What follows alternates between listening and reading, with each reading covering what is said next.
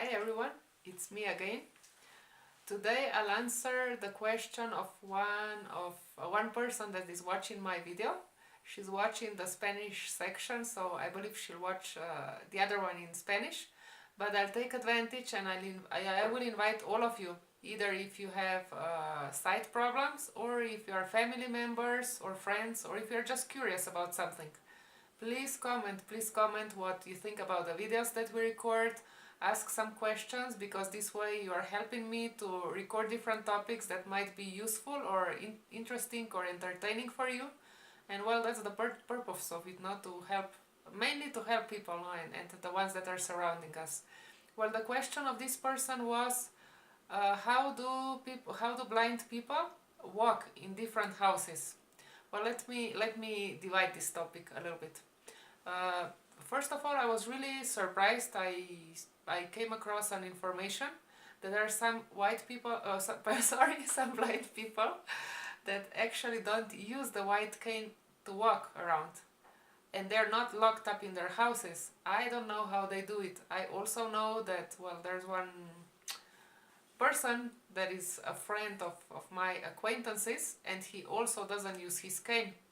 I don't know how they do it, and it's intriguing for me, because I can't imagine that. Even if you know your way very well, for example, outside, they can suddenly put a trash can, or they can suddenly put a brick or whatever, and you could hurt yourself. So whenever I have the chance, I will investigate a little bit about this.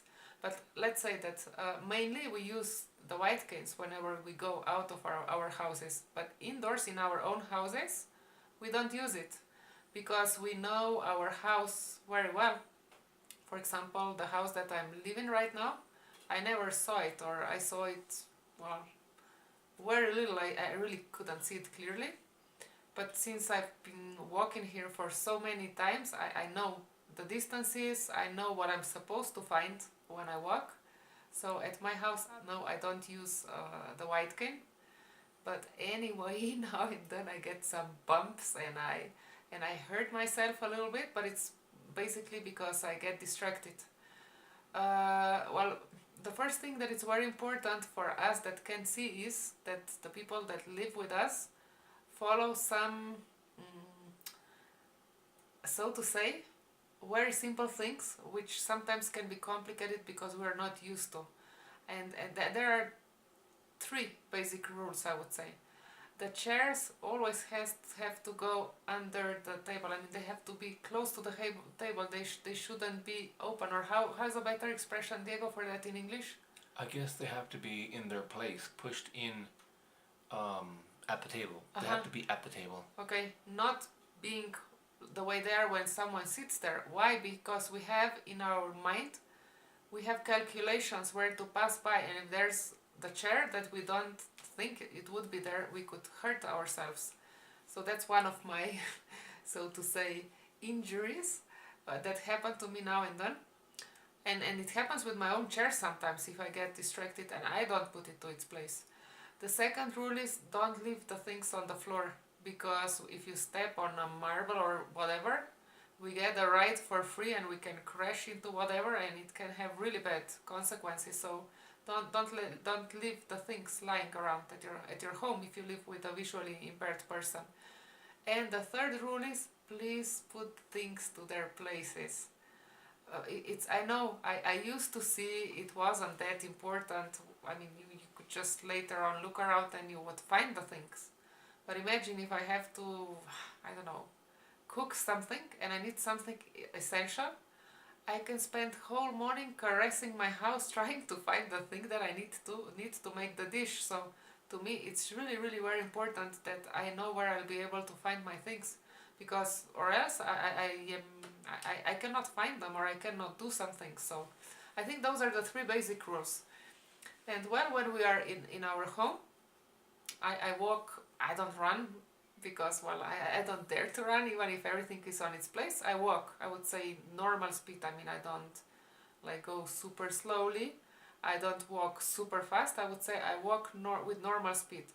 And when I feel I might come closer to a furniture that it's, well, in my case, because I'm quite tall, let's say in the middle of my, what is that part from between the knee and the thigh? What's that? Between the knee and the thigh. Uh-huh. On the top part of the leg. No, I don't know what's called. I'm sorry, you mean like the hip? Maybe the hip is here, no? Yeah. Okay, maybe a little bit lower, no? Because of my height. Well, the furniture that I crash into is at that height. So what I normally do is, if the furniture is on my right side, I put my hand this way for the ones that you can see this way. And I'm trying to touch where the furniture is to prevent that I would crash into it. And whenever I think that the wall should be a little bit before I stretch my arm this way, also for the ones that can see in front of me, just like the police officer stop people, no? And I'm trying to see where the wall is so I don't accidentally crash into it. And that's basically what I'm doing. I have these precautions, not so I don't hurt myself. But then what I did do have some accidents inside the house. I got distracted and then I got up suddenly if I had to squat to pick up something, and then I get distracted and I hit my head into something more than once. And also, for example, if I want to pick something under the table, it's also a tip that my instructor gave me. Put your hand like above your head, so have your hand protecting your head in case you miscalculate, no? So you hurt your hand, not your head, no? That would be basically it in my house. I had some accidents in the garden because we have garden chairs. I wanted to sit on one of them. I touched and I found the way where you can put your arm, no, to rest. And I said, oh, here's the chair. And I said, well, guess what? I sat on the grass because I actually fell. I sat on the left side of the chair, no, because I didn't check both sides, so I understood wrongly how the chair is placed. So that's also my experience, that maybe you will avoid it knowing that it happened to me. And when at my home I pretty much know my way, even though obviously I'm not always fresh. Sometimes I'm tired, sometimes I'm extremely tired, sometimes I'm half asleep when I wake up and I want to go to the bathroom only, and I do have some accidents because I'm not focused 1000%, no? So I think the key factor is trying to be here and now, what all the spiritualistic school teach. So we're advanced in this sense, because the price can be high if we get distracted. The accidents are very possible.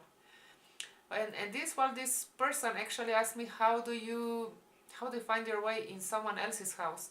Where I would divide someone else's house in two groups.